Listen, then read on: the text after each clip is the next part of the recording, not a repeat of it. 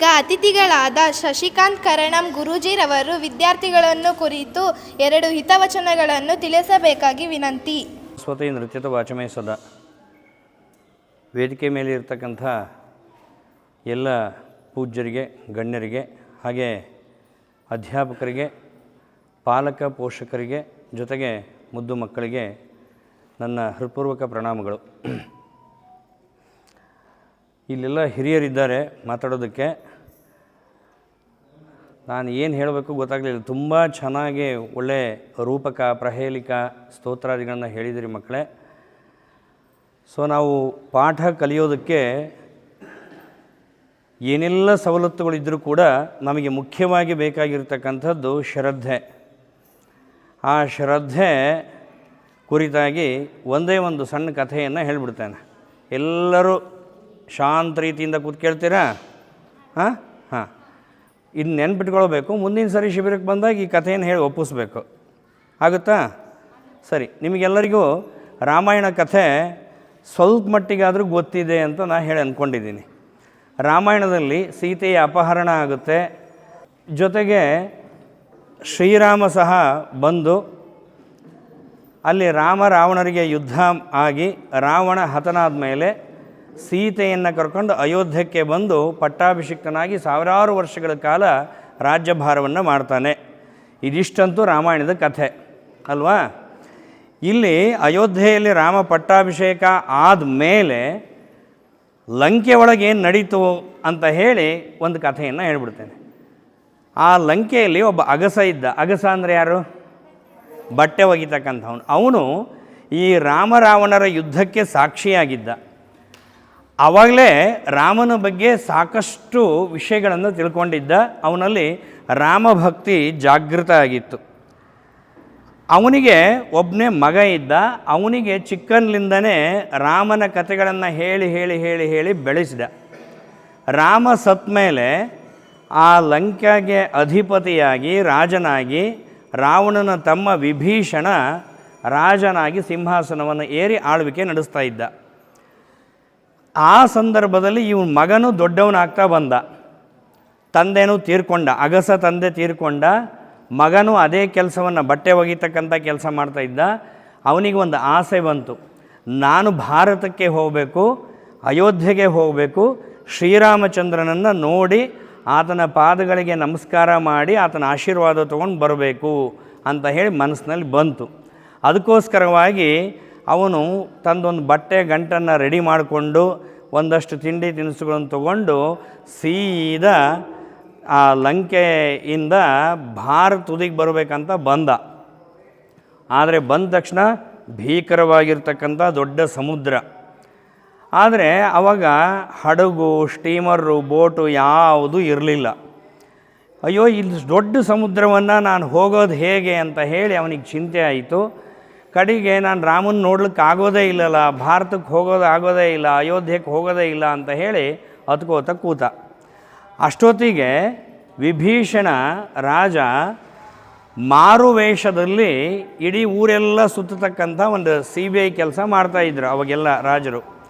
ಹಾಗೆ ಬೇರೆ ವೇಷದಲ್ಲಿ ನೇರವಾಗಿ ಆ ನದಿ ಸಮುದ್ರ ತೀರಕ್ಕೆ ಬಂದ ತಕ್ಷಣ ಅವನು ಹತ್ಕೋತಾ ಇರತಕ್ಕಂಥದ್ದನ್ನು ನೋಡಿದೆ. ಯಾಕಪ್ಪ, ಏನು ಅಳ್ತಾ ಇದ್ದೀಯಾ ಅಂತಂದು.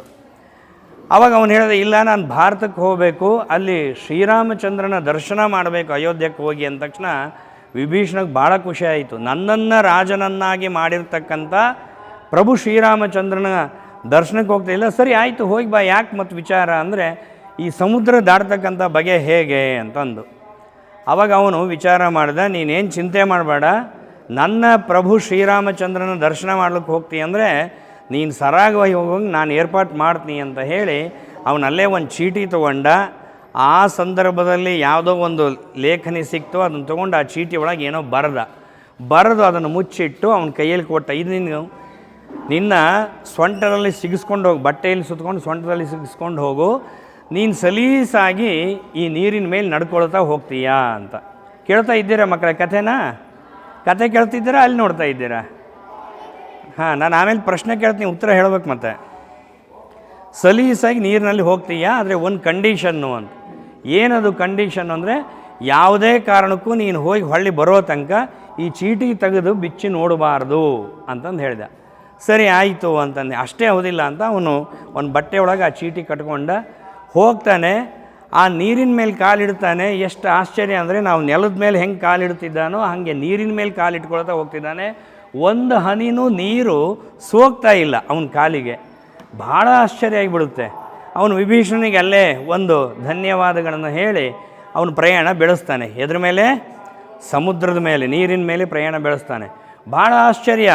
ಹಾಗೆ ಸರಾಗವಾಗಿ ಹೊರಟಿದ್ದಾನೆ. ನೀರಿನೊಳಗೆ ನಾವು ಕಾಲಿಟ್ರೆ ಏನಾಗುತ್ತೆ? ಕಾಲು ಕೆಳಗೆ ಹೋಗುತ್ತೆ, ನೀರಾಗುತ್ತೆ. ಅವನಿಗೆ ಒಂದು ಹನಿ ನೀರು ಹತ್ತಾ ಇಲ್ಲ. ಅವನಿಗೆ ಭಾಳ ಖುಷಿ ಆಗಿಬಿಡುತ್ತೆ. ಈ ಪುಣ್ಯಾತ್ಮ ಯಾರೋ ಏನೋ ಬಂದು ನಾನು ನೀರಿನಲ್ಲಿ ನಡೆಯೋಂಗೆ ಮಾಡಿದ್ದಾನಲ್ಲ ಹಾಗೆ ಅಂತ. ಸೀದಾ ಹೋಗ್ತಾನೆ. ಅರ್ಧ ದಾರಿ ತನಕ ಹೋಗ್ತಾನೆ. ಆಗ ಅವನಿಗೆ ಒಂದು ಸಂಶಯ ಶುರುವಾಗುತ್ತೆ ನೋಡ್ರಿ ಒಳಗೆ. ಇವನು ಏನು ಬರೆದು ಕೊಟ್ಟಿದ್ದಾನೆ ನೋಡಬೇಕು ಅಂತ ಹೇಳಿ ಹಿಂಗೆ ಕೈ ಹಾಕ್ತಾನೆ. ಇಲ್ಲ, ಕಂಡೀಷನ್ ಹೇಳಿದ್ದಾನೆ, ಯಾವುದೇ ಕಾರಣಕ್ಕೂ ತೆಗೆದು ನೋಡಬಾರ್ದು ಅಂತ. ಹಾಗಾಗಿ ಸೀದಾ ಹೋಗೋಣ ಅಂತ ಮತ್ತೆ ಹಾಗೆ ಮುಂದಕ್ಕೆ ಹೋಗ್ತಾನೆ. ಒಂದು ಮುಕ್ಕಾಲು ದಾರಿ ತನಕ ಬರ್ತಾನೆ, ಸಾಕ್ತಾನೆ. ಮತ್ತೆ ಚೀಟಿ ನೋಡ್ತಾನೆ, ಮತ್ತು ಬೇಡ ಬಿಡು ಅಂತ ಹೇಳಿಬಿಡ್ತಾನೆ. ಇನ್ನೊಂದು ಸ್ವಲ್ಪ ದೂರ ಹೋಗ್ತಾನೆ. ಒಂದು ಸ್ವಲ್ಪ ದೂರ ಹೋಗಿಬಿಟ್ನಪ್ಪ ಅಂದರೆ ಭಾರತ ಸಿಕ್ಬಿಡುತ್ತೆ, ಸೀದಾ ಅಯೋಧ್ಯಕ್ಕೆ ಹೋಗ್ಬೋದಿತ್ತು. ಆದರೆ ಮೂರನೇ ಸಲ ಅವನಿಗೆ ತಡ್ಕೊಳ್ಳೋಕ್ಕೆ ಆಗೋದಿಲ್ಲ. ಅವನು ಏನು ಬರೆದಿದ್ದಾನೆ ನೋಡೇ ಬಿಡೋಣ ಅಂತ ಹೇಳಿ ಬೇಗ ಚೀಟಿ ಬರೆದು ಬಿಚ್ಚಿ ತೆಗೆದು ನೋಡ್ತಾನೆ. ಅದರೊಳಗೆ ಏನಂತ ಬರೆದಿತ್ತು? ರಾಮ ಅಂತ ಬರೆದಿತ್ತು. ಅವನು ಹಾಗೆ ಇಟ್ಕೊಂಡು ಹೋಗ್ತಿದ್ನೋ ಏನೋ ಗೊತ್ತಿಲ್ಲ. ಅವನು ನೋಡಿದ ರಾಮ, ಎರಡೇ ಅಕ್ಷರ, ಇಷ್ಟೇ ಬರ್ದಾನೇನಂತ ಅಂದ್ಬಿಟ್ಟ. ಅವನು ಹೇಗೆ ನೀರಿನ ಮೇಲೆ ನಡ್ಕೊಳ್ತಾ ಹೋಗ್ತಾನೆ, ಒಂದು ಹನಿ ನೀರು ಹತ್ತಿದ್ದಿಲ್ಲಲ್ಲ. ರಾಮ ಇಷ್ಟೇ ನಾ ಬರೆದು ಕೊಟ್ಟಿದ್ದ ಅಂದ ತಕ್ಷಣ ಸೀದಾ ಎಲ್ಲಿಗೆ ಹೋದ? ಸಮುದ್ರದ ಕೆಳಗೆ ಹೋಗಿಬಿಟ್ಟ. ಅವನಲ್ಲೇ ಪ್ರಪಾತ ಕಂಡ, ಸೀದಾ ಕೆಳಗಡೆ ಹೋದ. ಏನಾದ? ಅಲ್ಲೇ ಸತ್ತೇ ಹೋದವ. ಸಮುದ್ರದ ಆಳಕ್ಕೆ ಹೋದರೆ ಏನಾಗ್ತಾರೆ ಮತ್ತೆ? ಅಷ್ಟೇ, ಅವನು ಹೋದ. ಈ ಕಥೆ ಇಲ್ಲಿ ಮುಗೀತು. ಈ ಕಥೆಯ ನೀತಿ ಏನು ಅಂತಂದರೆ, ಅವನು ಕೊಟ್ಟ ತಕ್ಷಣ ನೀನು ನೀರಿನ ಮೇಲೆ ಸರಾಗವಾಗಿ ಹೋಗೋಂಗೆ ಮಾಡ್ತೀನಿ ಅಂತ ಹೇಳಿ ಬರೆದು ಕೊಟ್ಟ. ಕಂಡೀಷನ್ ಹಾಕಿದ, ಇದನ್ನು ತೆಗೆದು ನೋಡಬಾರ್ದು ಅಂತ. ಇವನು ಹ್ಞೂ ಅಂದ. ಆಗ ಅವನ ಮನಸ್ಸಿನಲ್ಲಿ ಇರ್ತಕ್ಕಂಥದ್ದೇನು? ಶ್ರದ್ಧೆ ಇತ್ತು. ಶ್ರದ್ಧೆ ಏನಿತ್ತು? ಶ್ರದ್ಧೆ ಇತ್ತು. ಯಾವಾಗ ಅವನು ತೆಗೆದು ನೋಡಿ ಇಷ್ಟೇನ, ಎರಡೇ ಅಕ್ಷರ ರಾಮ ಇಷ್ಟೇ ಬರೆದಿದ್ದಾನ ಅಂದ ತಕ್ಷಣ ಅವನ ಶ್ರದ್ಧೆ ಏನಾಯಿತು? ಹೋಯಿತು.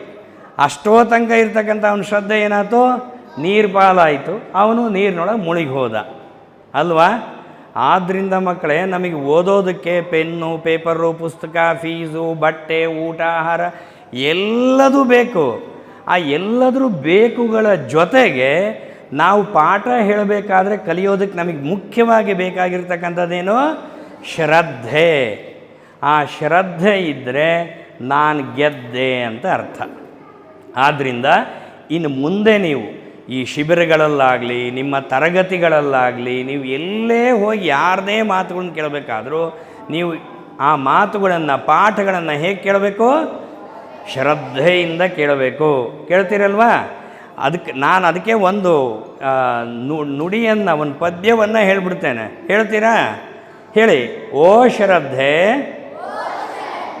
ಎಲ್ಲರೂ ನೆಟ್ಟ ಕೂಡ್ರಿ ನೋಡೋಣ. ಓ ಶ್ರದ್ಧೆ, ನೀನಿದ್ದರೆ ನಾ ಗೆದ್ದೆ, ನೀ ಇಲ್ಲದಿರೆ, ನಾ ಇಲ್ಲದಿರಲ್ಲೋ, ನೀ ಇಲ್ಲದಿರೆ ನಾನಿಲ್ಲೇ ಜಾರಿ ಬಿದ್ದೆ. ಇನ್ನೊಂದ್ಸರಿ ಜೋರಾಗಿ ಹೇಳ್ತೀರಾ? ಓ ಶ್ರದ್ಧೆ, ನೀನಿದ್ದರೆ ನಾ ಗೆದ್ದೆ, ನೀ ಇಲ್ಲದಿರೆ ನಾ ಇಲ್ಲೇ ಜಾರಿ ಬಿದ್ದೆ. ಎಲ್ಲರೂ ಕೈ ಹಿಡ್ಕೊಂಡು ಹೇಳ್ತೀರಾ? ಓ ಶ್ರದ್ಧೆ, ನೀನಿದ್ದರೆ ನಾ ಗೆದ್ದೆ, ನೀ ಇಲ್ಲದಿರೆ ನಾನಿಲ್ಲೇ ಜಾರಿ ಬಿದ್ದೆ. ಭಾಳ ಚಂದ ಬಿದ್ದಿ. ಆದ್ದರಿಂದ ಮಕ್ಕಳೇ, ನಿಮ್ಮ ಜೀವನದ ಕಡೆಯ ಉಸಿರು ಇರೋ ತನಕ ಇಂಥ ಬಲವಾಗಿರ್ತಕ್ಕಂಥ ಶ್ರದ್ಧೆ ನಿಮ್ಮದಾಗಲಿ. ಈ ಸಂಸ್ಕಾರ ಸುಧಾ ಏನು ಇಲ್ಲಿ ಏನೇನು ಕಲಿಸಿದ್ದಾರೆ ಅವನ್ನೆಲ್ಲವನ್ನು ಶ್ರದ್ಧೆಯಿಂದ ಪ್ರತಿ ದಿವಸ ಮನೆಯಲ್ಲಿ ಹೇಳ್ಕೊಳ್ಳಿ. ಖಂಡಿತ ನಿಮಗೆ ಆ ಭಗವಂತ ಒಲಿತಾನೆ. ಶಾರದಾಂಬೆ ಒಳ್ಳೇದು ಮಾಡ್ತಾಳೆ. ಎಲ್ಲ ತರಗತಿಗಳಲ್ಲಿ ಎಲ್ಲರೂ ಫಸ್ಟ್ ರ್ಯಾಂಕ್ನಲ್ಲಿ ಬರ್ತೀರಿ. ಏನಿದ್ದರೆ ಶ್ರದ್ಧೆ ಇದ್ದರೆ. ಆಯಿತಾ? ಎಲ್ಲರಿಗೂ ಒಳ್ಳೆಯದಾಗಲಿ. ಶುಭಾಶೀರ್ವಾದಗಳು. ಧನ್ಯವಾದ. ನಮಸ್ಕಾರ.